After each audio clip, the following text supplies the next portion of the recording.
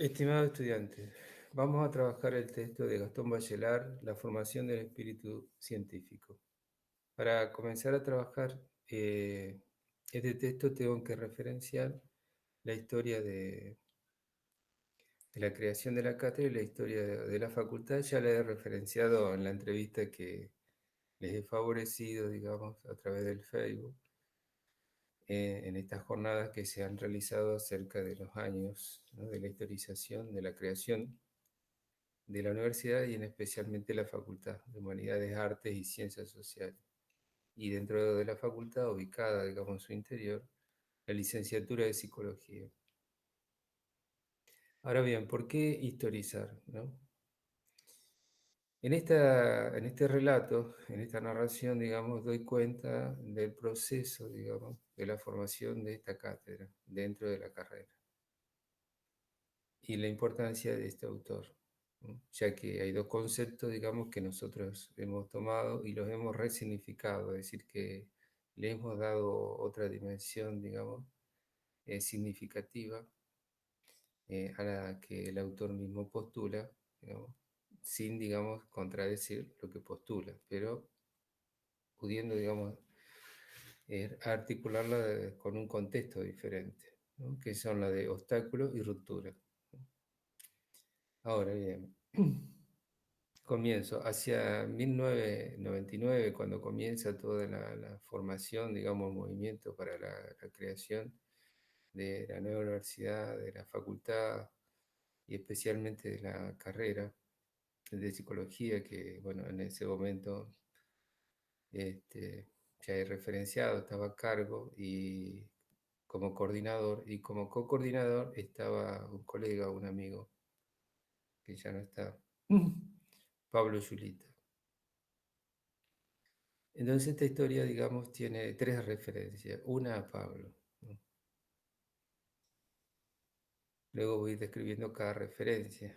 En este primer encuentro, digamos, ¿no?, de ir armando los espacios, encontraba, digamos, que, bueno, estaba la posibilidad de aquellos que estábamos trabajando en cátedra y que habíamos concursado, reubicar las horas. Se arma una junta, digamos, de evaluación para evaluar las competencias, el recorrido y poder asignar, digamos, los lugares en relación a, a esta actividad que se va a ejercer, ya sea, digamos, como titular, como asociado, como adjunto, como JTP. En este caso te da la posibilidad por el recorrido, digamos, ubicar este lugar de titular interino, eh, de un espacio, digamos, ¿no? Entonces había que conformar ese espacio, estábamos en la cuestión curricular, con el equipo que estaba armando la currícula, y yo pensé que, bueno, que sería bueno tener un espacio que pueda unir esta instancia filosófica que yo la pensaba en ese momento en relación de, bueno, de problematizar, ¿no? Por eso el nombre problemática, eh, ligado a la epistemología, ¿no?, por cuestión de la ciencia, y la psicología, problemática epistemológica de la psicología, donde dialogan de forma epistémica los recursos, ¿no?, especialmente entre la psicología y el psicoanálisis como punto de ruptura, pues yo ya en ese momento estaba pensando en las lógicas, en verdad en dos, la lógica binaria y la tríptica. En ese esquema. Luego fui incorporando las otras lógicas, se fueron avanzando, digamos, incorporando la metáfora como posibilidad, el método dentro del psicoanálisis. Bueno, fui haciendo lazo a partir de las investigaciones con más recursos simbólicos. Pero en ese momento inicial, este, estaba en este armado y encontramos sobre la mesa de trabajo que teníamos dispuestas las diferentes currículum de diferentes licenciaturas de psicología, sobre todo de las clásicas, ¿no? De Rosario, Córdoba, UBA. Y encontramos que en Córdoba, en la licenciatura de psicología de Córdoba, había una cátedra que se llamaba exactamente igual a la que yo estaba, digamos, elaborando, ¿no?, en cuanto a construcción. Problemática epistemológica de la psicología. Lo cual me dio un gran alivio, ¿no?, porque en el momento de que los evaluadores, la CONEAO, ve la estructura curricular, lo primero, digamos, que ellos cotejan son con las estructuras de las otras licenciaturas que ya tienen una historización en relación, digamos, a su desempeño, a su cursado, a su dictado, ¿no? Entonces, bueno, eso me dejó tranquilo. Estaba bien orientado, ¿no? Y avalado, digamos, por estos recorridos previos. Entonces, en esa primera instancia de formulación, ahí, digamos, es lo que va a venir después en el 2005 como heroica, ¿no? O sea, el marco teórico, yo estaba trabajando para armar un marco teórico en relación de sostén de la cátedra. Y en una conversación con Pablo Yulita, le comento esta preocupación, le comento, digamos, que uno de los referentes que estaba pensando era Gastón Bachelard, debido a que es el epistemólogo que siempre se referenciaba en un lazo con el psicoanálisis, ¿no? Se lo referenciaba, pero bueno, no había mayor explicación que eso en general. Pero teniendo ya esa lectura previa y habría que indagar más y bueno, ver cómo desplegar, porque yo en ese momento ya tenía la intención de darle este sesgo de lazo con el psicoanálisis, ¿no? Como posibilidad de una reflexión, ¿no? Y como posibilidad de instalar ahí este diálogo en ruptura, ¿no? Del obstáculo y la ruptura. Entonces, hablando con Pablo, eh, Pablo me dice en qué autores pensaste. Digo, pensé en Bachelard para comenzar a armar, digamos, un marco teórico. Y él me dice, bueno, una buena elección, Bachelard. Me dice, ¿leíste la poética de Bachelard? Y yo había leído los textos clásicos de Bachelard, ¿no? El que estamos trabajando ahora, la formación del espíritu científico, la filosofía no, pero no había leído la poética en verdad. Y entonces me dice, ¿querés leer algo de la poética? Sí, le digo, y en ese momento, en ese espacio físico, estaba la biblioteca, así como estaba la biblioteca detrás, estaba la biblioteca de él, y se dirige a su biblioteca, ¿no? Pablo era alguien muy particular, ¿no? Y tenía gestos, digamos, muy generosos. Era alguien que usaba en su singularidad la provocación como método didáctico. Era como un maestro Zen, pero en otros tiempos, ¿no? Ahora no sería posible esa práctica. En otros tiempos de mayor tolerancia, en donde de pronto él podía decir algo que rompía, digamos, ¿no? Como una interpelación, que podía ser una ironía, que generalmente podía decir algo que era más interpelativo, algo absurdo, lo cual, digamos, aquello que lo conocía no, lo ubicaba más en lo risorio, digamos, con esas salidas, ¿no? Pero que tenían el efecto de sorprender y de ubicarnos en otro lugar, ¿no? Este, entonces, esta situación a mí también me descolocó, porque de pronto de un diálogo, de pronto él irrumpe con, acá tengo algo entonces para vos, me dice, y me entrega este librito, ¿no? Que es un libro que está todo amarillo, que bien parece un libro comprado, digamos, de esas ferias de libros usados, ¿no? Se llama El psicoanálisis del fuego, ¿no? Después le voy a mencionar textos de Bachelard en relación a la poética de él, ¿no? Todo el desarrollo de la poética. Y me lo dedica ahí. Y primero le voy a leer la fecha. Paraná, 17/11/2003. 2003, ¿no? Ya estábamos en este momento, digamos, trabajando. Empezamos en el 2001. O sea, cuando empezamos, bueno, empezamos con cuestiones, digamos, más repetitivas de cómo se abordaban desde otros lugares, tomando cuestiones clásicas, pero yo ya iniciaba, digamos, el recorrido de poder, digamos, armar un espacio teórico con producción propia, digamos, ¿no? Que es lo que es esta cátedra, ¿no? Sostenida, digamos, por las investigaciones y las publicaciones. Heroica era en 2005, la publicación. Y me lo dedica, dice, para Antonio Ferrero, con todo mi aprecio y amistad, Él que lo entenderá mejor que yo. Esas cosas propias, ¿no? Bueno, ahí, Pablo también me atribuía, digamos, ciertas posibilidades, digamos, en relación a este campo, ¿no? Sabiendo de que yo estudiaba filosofía. Eh, bueno, lo leo, lo tengo en la mano y me lleva a ese momento, tengo la imagen de ese momento, ¿no? Tan afectuoso, ¿no? Esas huellas némicas, pero en este caso que uno las recuerda. Así que bueno, un reconocimiento, un poco hablo, un reconocimiento a Pablo.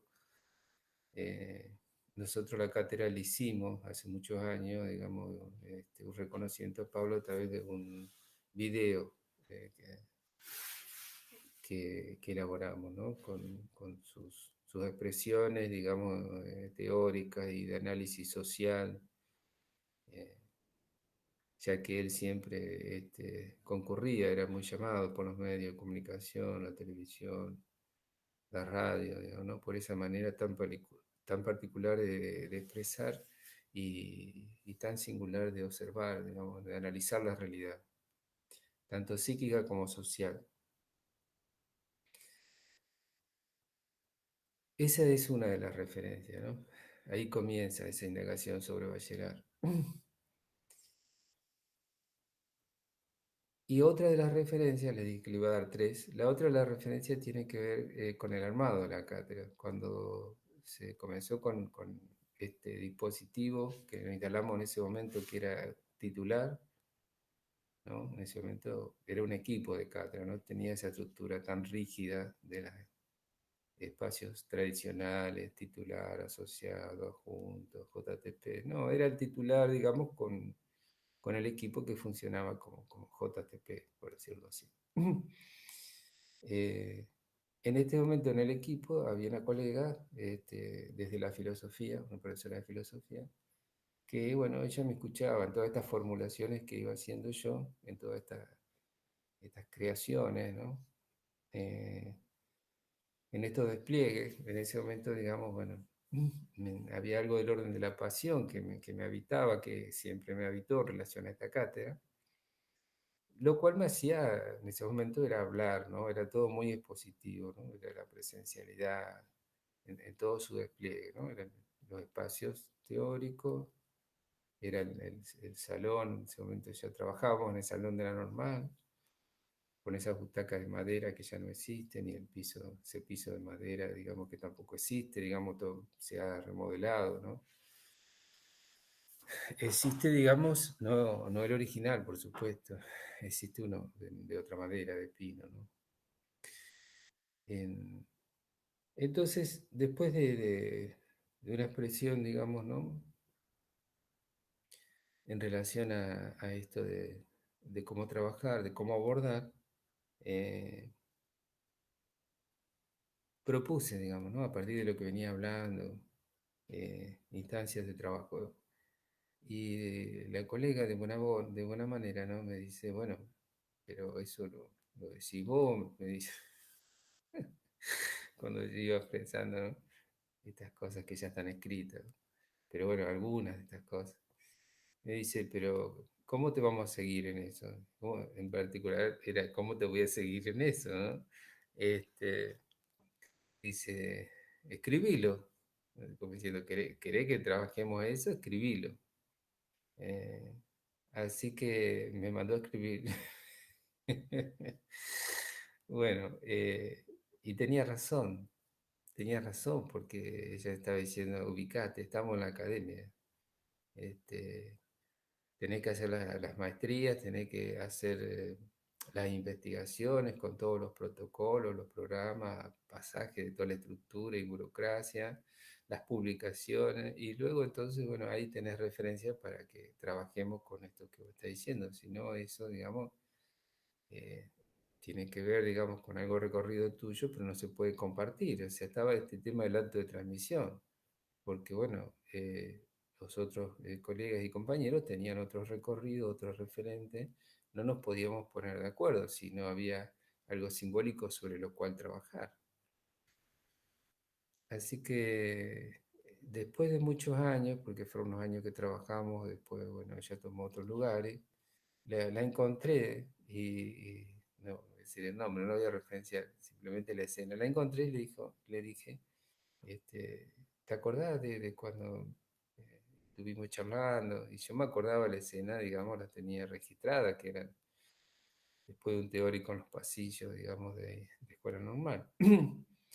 Que digo, ¿te acuerdas que me mandaste a trabajar? Me dice, mandaste a escribir en tono amistoso, digamos, irónico. Y ella no, no, no se acordaba de nada, o por lo menos tuvo el gesto de decir, no me acuerdo, o se desinteresó. Pero bueno, en verdad fue así, digamos, ¿no? Fue este tema eh, de esa interpelación, digamos, que me señaló que había que escribir, había que producir para el acto de la transmisión, ¿no? Había algo en la escritura y que sostenía el acto de la transmisión. Así que bueno, le agradezco esa intervención como le agradecí la intervención anteriormente a Pablo, ¿no? Entonces, tenemos, digamos, esas dos escenas, ¿no? Que yo les mencioné, ¿no? Eh, en cuanto a Bachelard. Y me queda una tercera escena por mencionar, que fue después, digamos, de realizar la maestría en salud mental. Yo, bueno, tuve que padecer todos los protocolos y todas estas cuestiones, ¿no? Que de las que tanto hablo. Por eso trato de que otros, digamos, tengan una posibilidad diferente y no pasen por ese sufrimiento.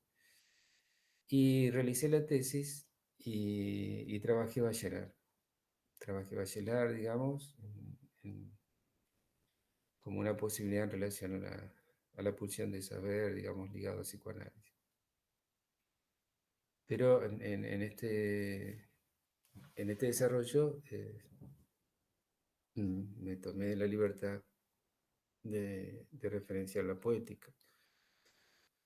Entonces, en ese momento, una de las evaluadoras era Esther Díaz de Cóvila, que la habían elegido precisamente porque yo hacía una articulación, digamos, con la epistemología.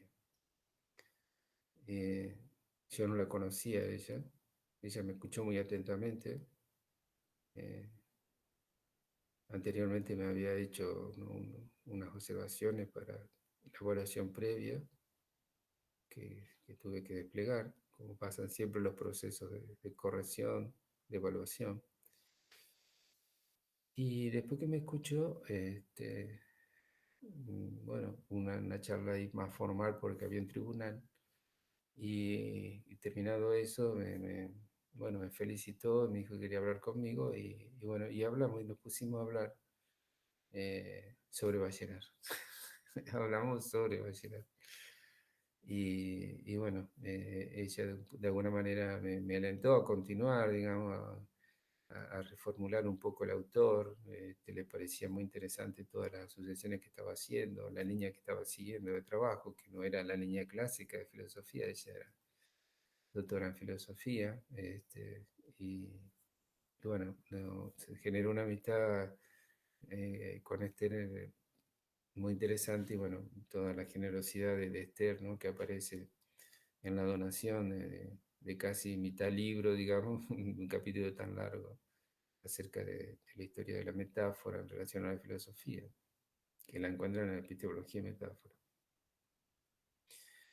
Año 2017, digamos, la producción, pero surge a partir de una jornada que se hizo en la vieja usina. El salón estaba completo, una convocatoria por el nombre de ella, ¿no? Impresionante. Hay una imagen de esa escena en el libro, eh, donde el título era ese. Cuando yo le dije que estaba trabajando en epistemología y metáfora, me dijo, es sumamente interesante la propuesta, yo quiero participar. Luego que participó, me dijo, yo te voy a regalar, digamos, para que incluyas, si pensás hacer el libro, le había dicho que pensaba hacer el libro, mi conferencia. No solo que me la ofreció, sino que me pidió tiempo y amplió, o sea, amplió, digamos, la conferencia hasta hacer un artículo muy extenso. Este, y me lo regaló, o sea, lo regaló diciendo, se los regalo, como diciendo, el derecho de autor, digamos, en todo el proceso editorial es de usted.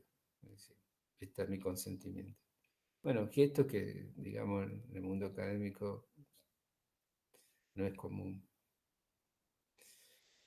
Bien, esas son las tres referencias en cuanto a la historización, ¿no? Ligado a Gastón Bachelard, ¿no? Pablo, la colega y Esther. Ahora vamos hacia Gastón Bachelard, la formación del espíritu científico. Yo estuve revisando este PowerPoint que va a ir como apoyo de este video. Y había puesto en el inicio una imagen, ¿no? Un dibujo sobre Leonardo da Vinci.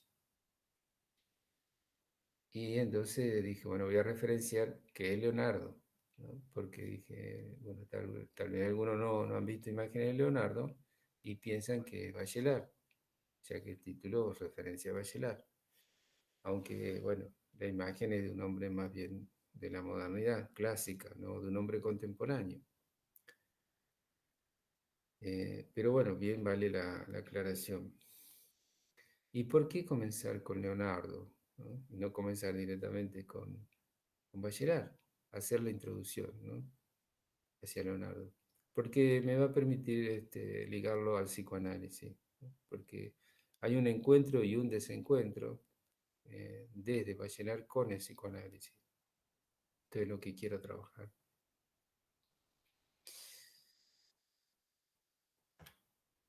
Leonardo, ¿no? Hay un texto de Freud que voy a referenciar muy brevemente, que Freud escribió en 1910. Se llama Un recuerdo infantil de Leonardo da Vinci, ¿no?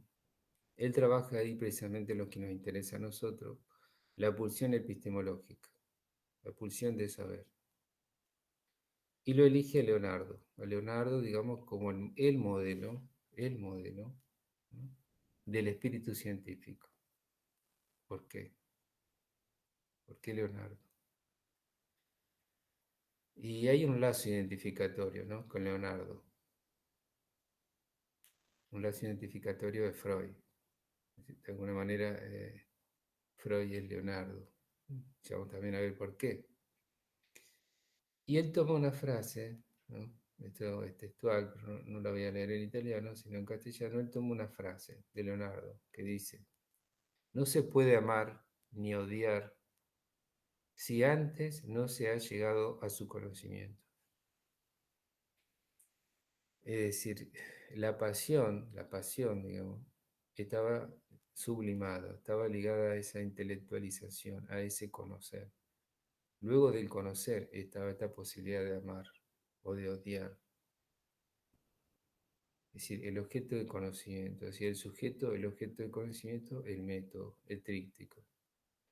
Esto es interesante porque Freud señala que él tiene una cierta dificultad con la música porque no la puede comprender en este sentido intelectual. Yo creo que es otro tema, ¿no? Pero no vamos a hacer una referencia a Freud, que tiene que ver con su historia. Pero no obstante es válido eso, es decir, Freud tenía esa necesidad de indagar, ¿no? De comprender, tenía esa pasión en relación de la pulsión de saber. Y en el Power, digamos, en el título de otro cuadro del padre, y valga mi lazo, trabaja mi consciente a medida que voy hablando, bien valga de este padre, ¿no? Estos padres, ¿no? De la cultura. Dice, el arte de la sublimación y la sublimación en el arte del saber. O sea, el arte en sublimar, ¿no? De esta posibilidad de sublimar, de ubicar esa energía ahí. Y la sublimación, ¿no? En el arte de saber. O sea, toda la energía que se lleva a este arte, todo lo que nos demanda a nosotros, todo ese esfuerzo. Y lo que Freud nos va a enseñar acerca de la pasión. Y toma una frase de Leonardo. Il primo motore. Il primo motore. el primer motor, la pasión, el primer motor. Pequeña enseñanza, ¿no? Gran enseñanza. Leonardo lo dice, digamos, también en referencia a Aristóteles, a la filosofía de Aristóteles, que plantea que hay un primer motor, hay, en el caso de Aristóteles es inmóvil, pero un primer motor. Hay algo que mueve todas las cosas. ¿Qué es lo que mueve todas las cosas? ¿No? Se trata de esa pasión, digamos, ¿no? Ligada a la pulsión, al querer saber, querer indagar, y la energía que eso se despliega. Piensen ustedes en toda la energía que ustedes tienen que desplegar en esto de saber, de estudiar, ¿no? De indagar, y los procesos que les demandan, como proceso de capacitación, de habilitación, de aprobación, ¿no? Todo un ritual. Y le voy a leer a Freud en este artículo, dice, de Leonardo, ¿no? Había convertido la pasión en ansias de saber y se entregaba a la investigación con la tenacidad, la continuidad y la profundidad que se derivan de la pasión. Una vez llegado a la cima de la labor intelectual, alcanzando el conocimiento, deja libre curso al afecto retenido durante el proceso intelectivo.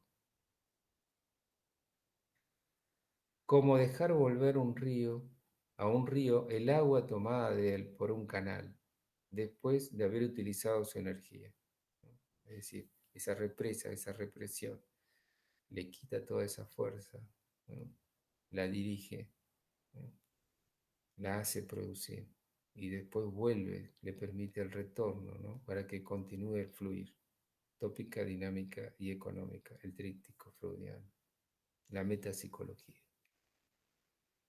Cuando desde la altura de un conocimiento puede abarcar ya su vista con un amplio conjuntos, ¿no? Con un amplio conjunto de saberes, ¿no? Ya tiene la visión, logra esa idea, ¿no? Logra una idea para conformar desde esa visión una realización, un proyecto, un movimiento, dirige el movimiento. Se entrega al patos, ahí se entrega a la pasión, en el sentido de la realización. Y la pasión en esta referencia etimológica que yo ya lo he mencionado repetidamente, es decir, del griego, patos, ¿sí? Paso, pasaje, es decir, cómo son los pasos para ese pasaje, cómo es ese pasaje, y el sufrimiento, patos como sufrimiento. No es sin costo, lleva un costo, ¿no? Lleva un padecer, porque algo de la pulsión tiene que ceder, ¿no? ¿No? De su energía, por efecto de la represión.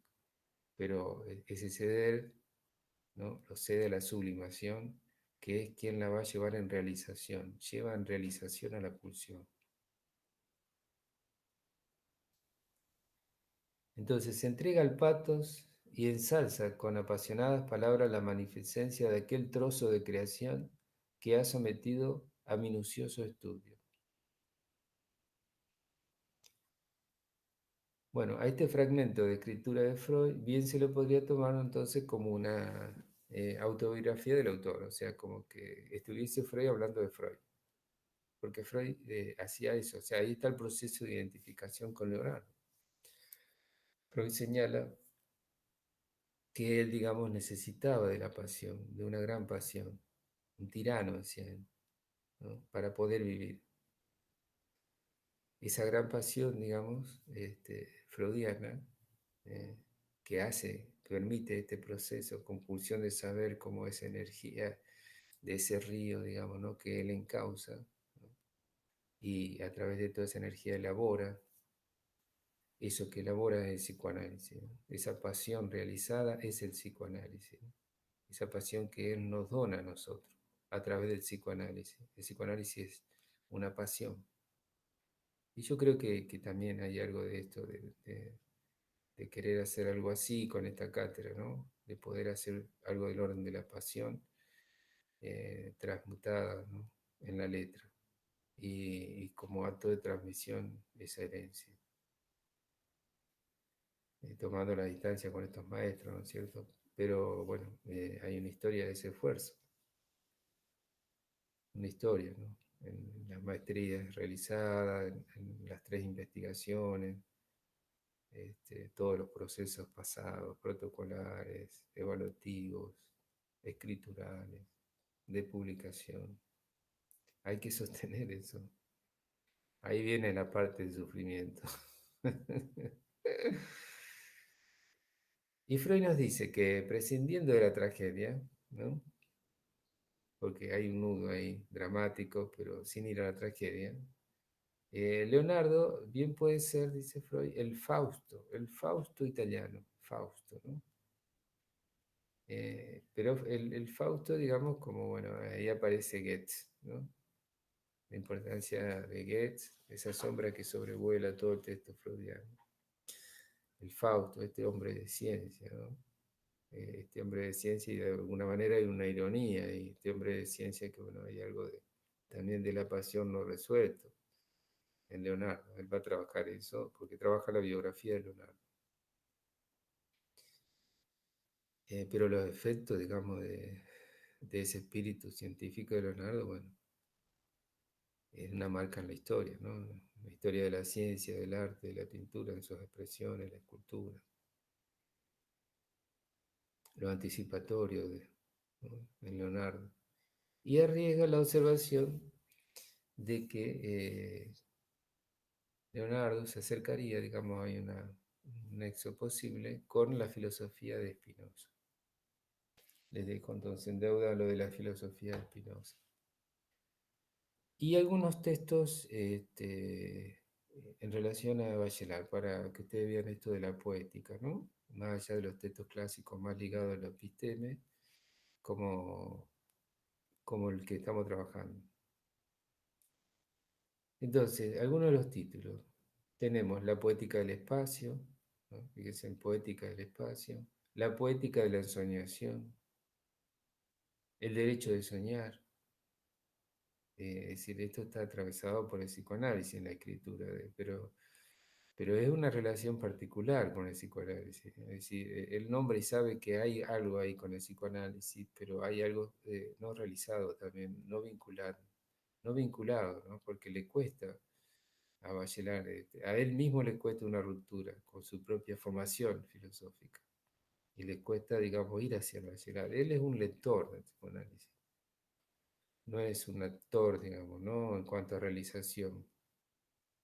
Es un lector, digamos, ¿no? Es alguien que ha leído las obras, ¿no? Se ha preocupado, ha considerado conceptos, pero no ha tenido, digamos, el pasaje del análisis singular, ¿sí? De trabajar con el psicoanálisis en posición de analista y de escribir como analista.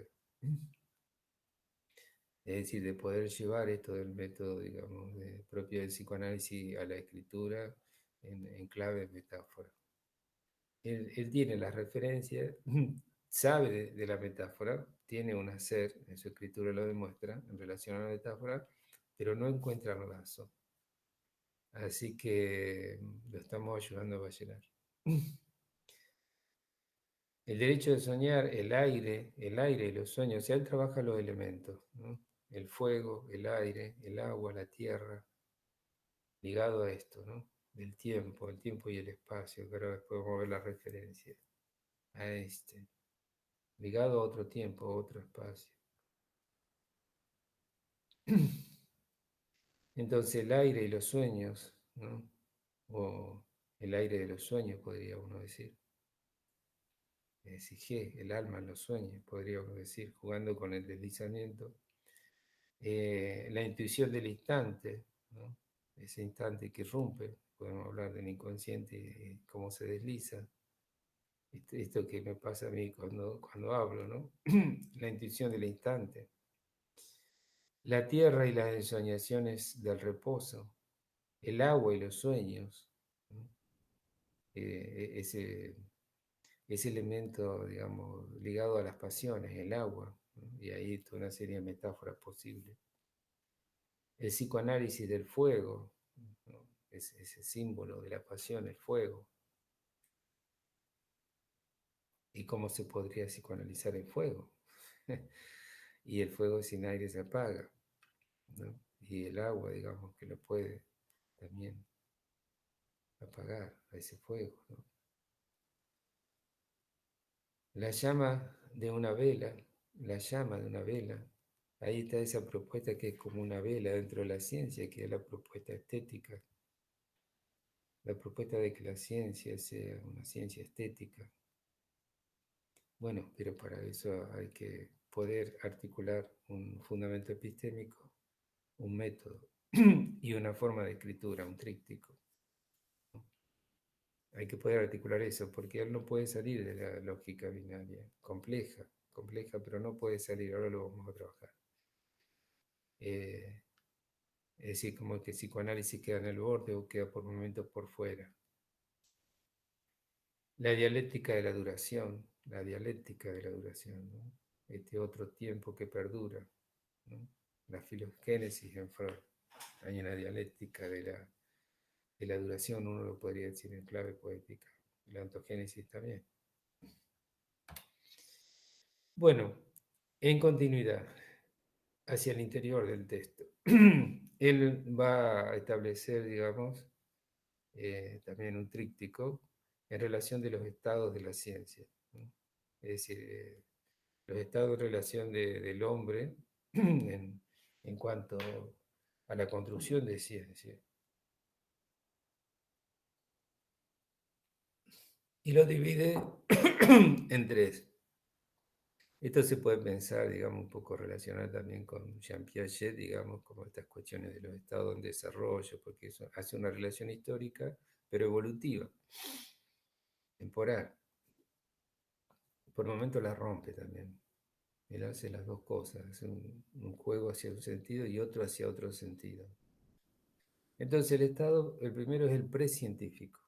El precientífico corresponde y comprende la antigüedad clásica, los tiempos de Renacimiento y los nuevos esfuerzos del siglo XVI, XVII y XVIII.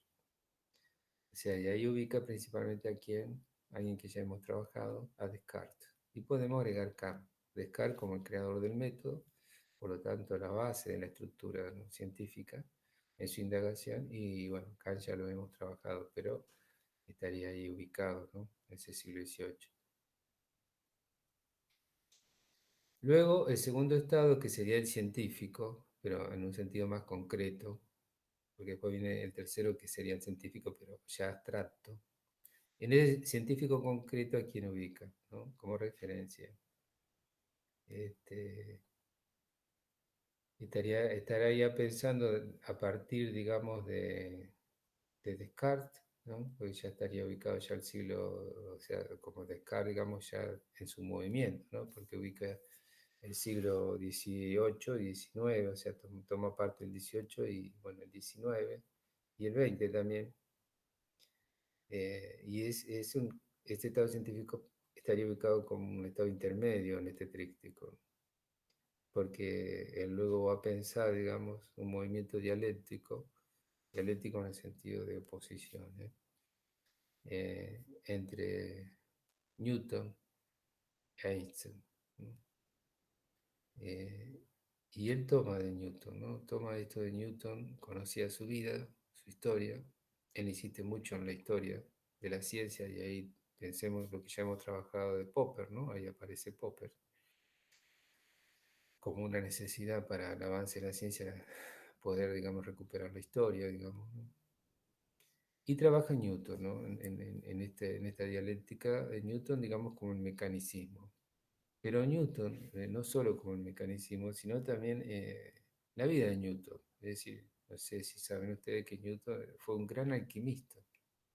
Entonces había dos Newton, Newton el gran alquimista y Newton el científico, que eran, digamos, en el sentido, digamos, como dos almas en una, ¿no? Y él dice que, bueno, que hay una continuidad del Newton alquimista en el Newton científico, porque él quiere transformar, transmutar, como todo alquimista, ¿no? Transmutar. eh, no logra transmutarse a él mismo, quizás ese es el tema también en Vallenar, no lograr esa transmutación hacia la metáfora. Y tenemos la tercera era, que es la era del espíritu científico, ¿no? O sea, acá aparece como ideal, ¿no? Como propuesta, así como yo le decía de tomar esta referencia en Leonardo para Freud, Bachelard lo toma con Einstein. Y lo ubica puntualmente, ¿no? Ubica puntualmente hacia 1905. 1905. Pero ¿por qué esta ubicación, digamos, tan concreta, histórica? Porque es la publicación, es el conocimiento donde, digamos, se da a conocer en la comunidad científica la teoría de la relatividad de Einstein. Es decir, donde aparece la ruptura, ¿no? La ruptura con el tiempo y el espacio newtoniano. Entonces, y ahí ubica, digamos, en este autor la referencia al pensamiento abstracto, ¿no? Pensamiento abstracto, es decir, cuando de alguna manera el hombre puede acceder a un conocimiento diferente, una realidad, ¿no? Totalmente independiente de la física concreta. Y ahí podemos pensar el concepto ligándolo al psicoanálisis de lo que es la realidad psíquica, ¿no? Como el tiempo y el espacio son un tiempo y espacio newtoniano, sin desconocer la realidad material externa, ¿no? Y cómo ingresar de una manera diferente a un nuevo microcosmo y macrocosmo, ¿no? Y bueno, la propuesta, que esto lo voy a leer ahora, el texto va a llegar, la ciencia es la estética de la inteligencia. Fíjense qué hermoso postulado. La ciencia es una estética de la inteligencia. Pero hay que tener una lógica para eso. Es decir, con una lógica binaria, no, no se puede, porque no está la metáfora, no se puede. Y Bachelard hace un gran esfuerzo, un gran esfuerzo, pero no tiene las herramientas simbólicas, no tiene una lógica que lo acompañe, no tiene una posibilidad de despliegue, entonces es como, bueno, está ahí apretado, ¿no? Revolviéndose, ¿no? Tratando de romper, tratando de mismo lo decir, de construir, para construir algo nuevo, pero no encuentra cómo, porque le queda por fuera la metáfora. Hace despliegue hacia la metáfora, pero no como estructura epistémica. Lo voy a leer.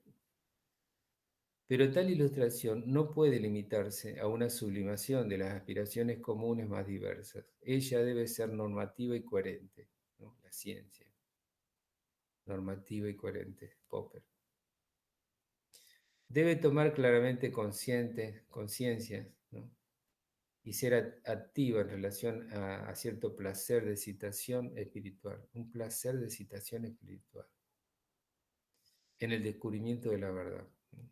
Esta sería la dimensión estética, ¿no? De esa inteligencia, hacer ciencia desde un placer de citación espiritual descubriendo la verdad. Hermoso, muchísimo. Pero ¿cómo hacerlo? Mm, Ahí está, de eso estamos trabajando.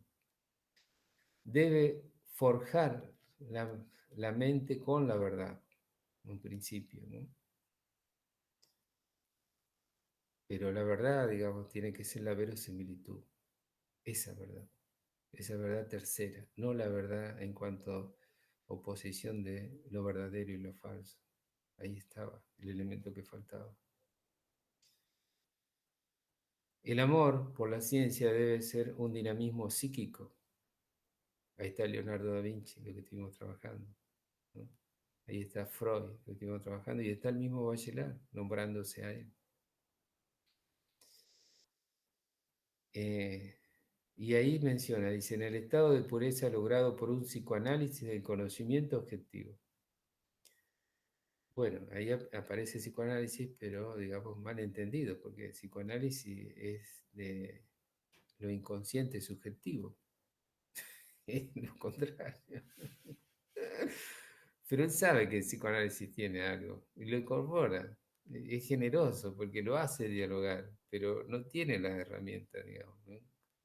¿Desde qué punto establecer ese lazo entre sujeto, objeto y método, ¿no? Porque sigue insistiendo con su estructura filosófica, con una estructura binaria. Y entonces ahí dice, la ciencia es la estética de la inteligencia. ¿Qué ciencia? La de Popper, la del positivismo clásico. La ciencia al no incorporar la metáfora, eh, bueno, no remite a una estética, digamos, como arte, una estética como un lugar de placer. Ya le estamos mencionando y hemos repetido continuamente que hay algo del orden del sufrimiento, porque es someterse en esos protocolos científicos, ¿no? En esos programas que habíamos hablado de Lakatos, sobre Lakatos y su programa, ¿no? Sus cinturones. Obstáculos y rupturas, ¿no? Las categorías que nosotros trabajamos. Obstáculos. Cuando se investigan las condiciones psicológicas del progreso de la ciencia, se llega muy pronto a la convicción de que hay que plantear el problema del conocimiento científico en términos de obstáculos. El conocimiento científico en términos de obstáculos. Se conoce, ¿no? Y acá está el concepto de ruptura, se conoce en contra de un conocimiento anterior, es decir, hay que hacer ruptura, ahí tenemos el ejemplo entre Newton, ¿sí? Y Einstein. Hay que hacer ruptura, digamos, para generar un nuevo movimiento, destruyendo conocimientos mal adquiridos o superándolos, ¿sí? Aquello que utiliza lo espiritual, lo espiritual, es decir, hay un movimiento del alma, por decirlo de otra manera, ¿no? En ese querer saber, en ese nuevo construir. Y acá aparece lo binario, dice, la opinión no piensa, la opinión no, o sea, la doxa, acá aparece esa estructura doxa episteme, ¿no? La opinión no piensa, traduce sus necesidades en conocimientos, o sea, eh, es su necesidad quien manda, es el estómago, por decirlo de alguna manera, ¿no? Que no hay que desconocer la necesidad del estómago tampoco, digamos, ¿no? Pero es como que esa energía, digamos, no se sublima, no hay una sublimación, no busca, digamos, un camino posible para eh, tener una realización en términos científicos. O sea, doxa y episteme, ¿no? Lo ubica bien enfrentado y separado y opuesto. Es decir, busca los objetos por su utilidad.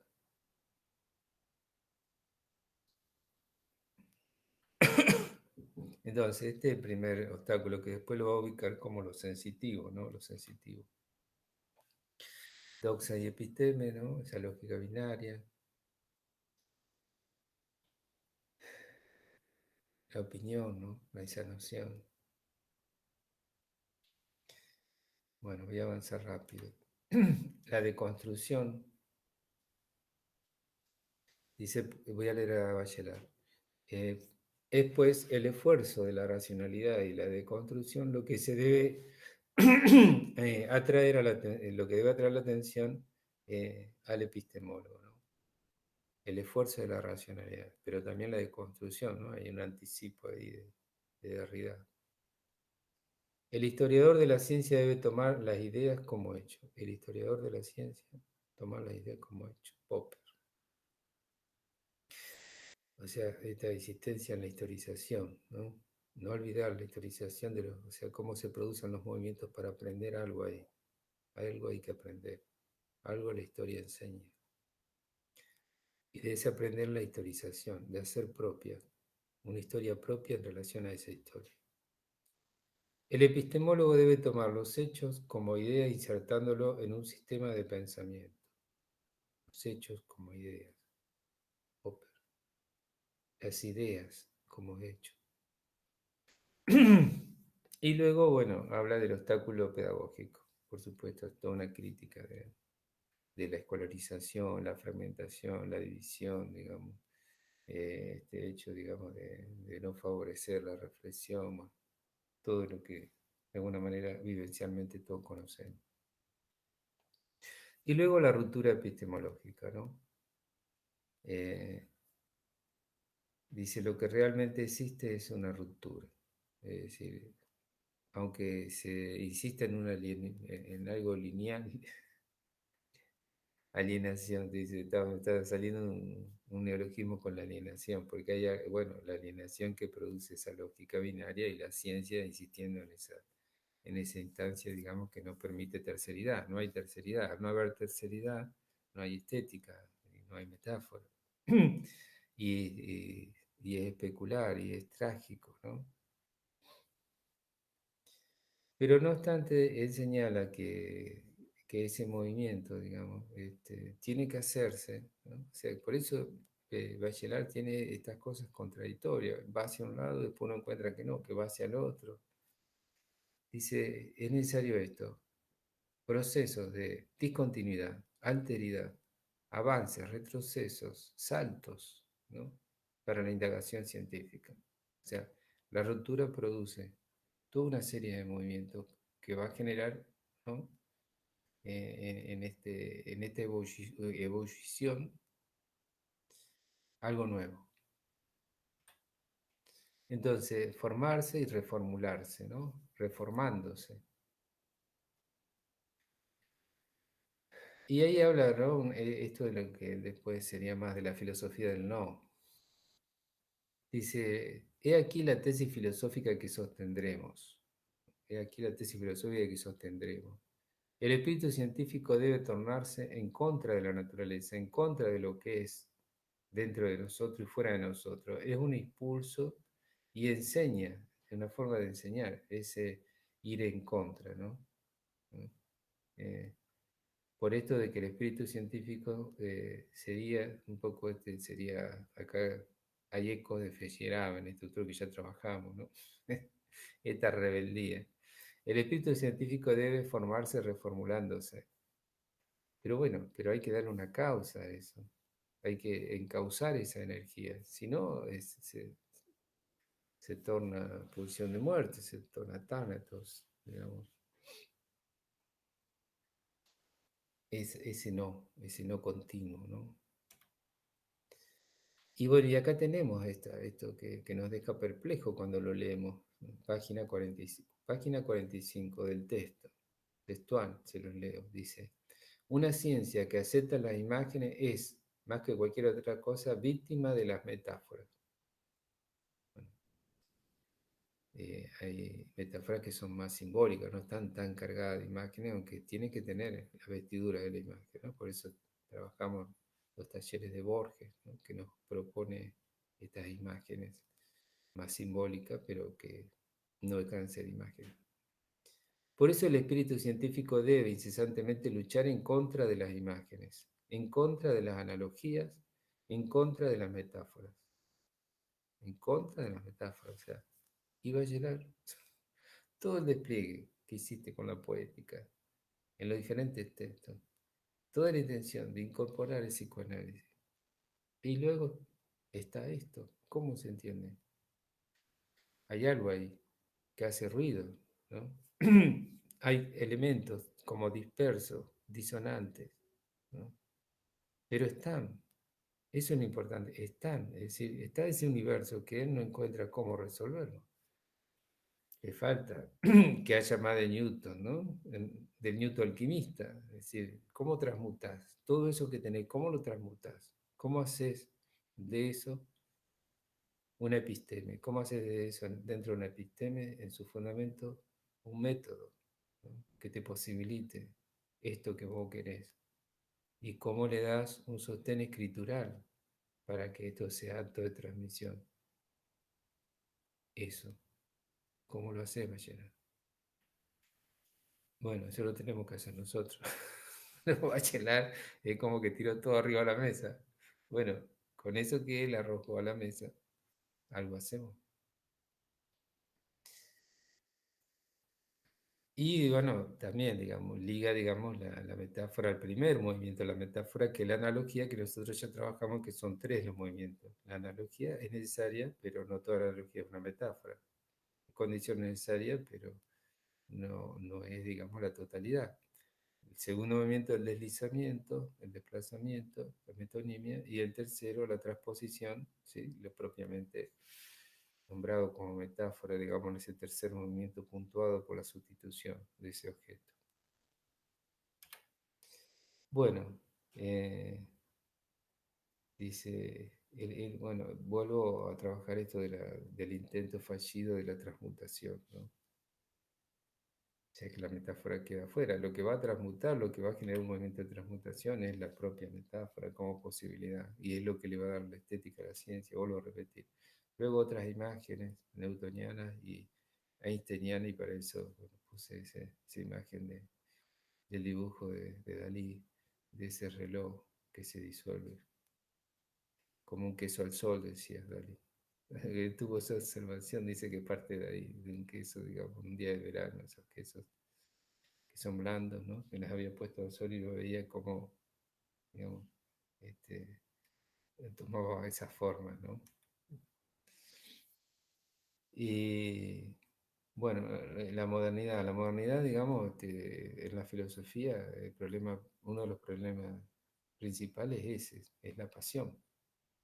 Volvemos a a la pulsión epistemológica en su movimiento pasional, en su pato. ¿Qué hacer con la pasión? Pero no, uno puede decir, es la historia de la humanidad. ¿Qué hacer con la pasión? La encorsetamos en una estructura, digamos, ¿no? De protocolo científico. Ahí está mi padecimiento. Aquellos que se preguntan, bueno, ¿qué le pasó a Ferrero? ¿No? Una maestría, una maestría de salud mental. Primero porque no había toda una cuestión, digamos, de interpelación de lo mental y nadie pudo proponer, digamos, otro término, cuando el mismo Freud ya había hablado de salud psíquica. Lo mental tenía toda una carga, digamos, ideológica, pero que nadie la podía interpelar y sigue usándose y usándose y usándose. Y esos protocolos, ¿no? Donde hay una contradicción total, donde, bueno, aquel que va a abordar, digamos, buscar elementos simbólicos, tiene que padecer, digamos, un sufrimiento, ¿no? ¿Por qué padecer todo ese sufrimiento? ¿Por qué ofrecer, digamos, tanto sufrimiento mental en, en la materia de salud mental? Lo que uno ha tenido que pasar, academia. Y los paradigmas trabajo, ¿no? En el Power. Paradigma de Tánatos y Eros, Física y Logo, ese tríptico, ¿no? Volviendo a Newton y a Einstein y ligándolo al psicoanálisis. Luego le trabajo un poco más en otro tríptico, esta relación metapsicológica en el psicoanálisis y la pulsión. El concepto de la ligación entre otro tríptico, la paradoja, la metáfora y la feminidad, cómo se enlazan una con otras, ¿no? Lo voy a dejar para que te indaguen. Tienen toda la carrera y toda la vida para indagar sobre ese tríptico. Es una búsqueda existencial. Nuevamente volviendo a Thomas Kuhn, al tríptico de Platón, el tríptico que desarrolla Platón en el Teteto de la ciencia, es creencia, verdad, prueba, ¿no? Por supuesto, la creencia la desestima y ubica la dos ahí. La verdad es el centro, pero ¿cómo se llega a la verdad? Y ahí ubica la prueba, ¿no? La prueba. Y bueno, su método en el diálogo son la oposición de dos teorías, bueno, y ahí podemos pensar a Popper nuevamente. La prueba, pero eso tiene todo un costo, el tema de la prueba. Ahí tenemos todo, después la epistemología positivista. Tenemos el círculo de Viena, tenemos a Carnot, y el movimiento, bueno, ya más hacia el racionalismo crítico de Popper. La modernidad, este inicio de la modernidad, esta referencia en ciencia ficción de la novela de Mary Shelley, Frankenstein, o el nuevo Prometeo, hay que trabajar el mito Prometeo, y yo lo trabajo eso, en el texto Epistemología, Mitología y Psicoanálisis, 2018. La relación entonces entre esa electricidad y la libido, ¿no? Esa energía. Porque cuando él trabaja la voluntad de poder, yo trabaja el inconsciente, trabaja el psicoanálisis. Y él dice, en particular habría que examinar la voluntad de poder que el líbido, no dice la libido, dice el líbido, y ese artículo no es casual. ¿A qué refiere de la teoría del psicoanálisis, no? ¿Por qué dice el líbido? Esa es una clave para desarrollar, pero no se la voy a desarrollar en los tiempos actuales. No se puede. La cultura científica, y dice que es una inagotable mina de errores, utiliza la ironía, ¿no? Y nuevamente el valor de la ciencia en su historicidad. Eh,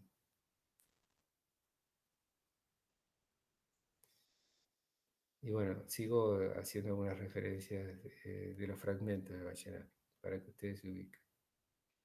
Pero bueno, voy a interrumpir acá, creo que ya ha sido suficiente y hemos tenido suficientes elementos como referencias de análisis y bueno, ya saben, digamos, por qué, digamos, Bachelard está incluido, ¿no? Y por qué ha sido tan importante. Y cómo de alguna manera nosotros hemos resignificado esta necesidad de ruptura, la pensamos en relación más a las lógicas epistémicas, cómo hay que hacer ruptura para poder desplegar unas nuevas lógicas y cómo, digamos, ha sido un gran obstáculo, sobre todo la lógica binaria, como posibilidad. Y cómo dentro del mismo psicoanálisis también se producen rupturas, como hay un pasaje de la lógica trina de Freud a la cuaternaria de Lacan, y cómo también se generan obstáculos dentro del mismo psicoanálisis, ¿no? Obstáculos que, bueno, se van salvando, digamos, en la praxis, ¿no? En la praxis. Porque el mismo que indaga el que genera el obstáculo, son sus propios obstáculos. Pero ya esto lo llamaban los puntos ciegos. Es decir, cuando alguien no puede resolver, no lo tiene resuelto, no lo puede resolver en el otro, ni ayudar y acompañar a resolverlo en el otro, ¿no? Es un punto ciego. Entonces la ciencia eh, está de una manera habitada por puntos ciegos, la singularidad de nosotros también.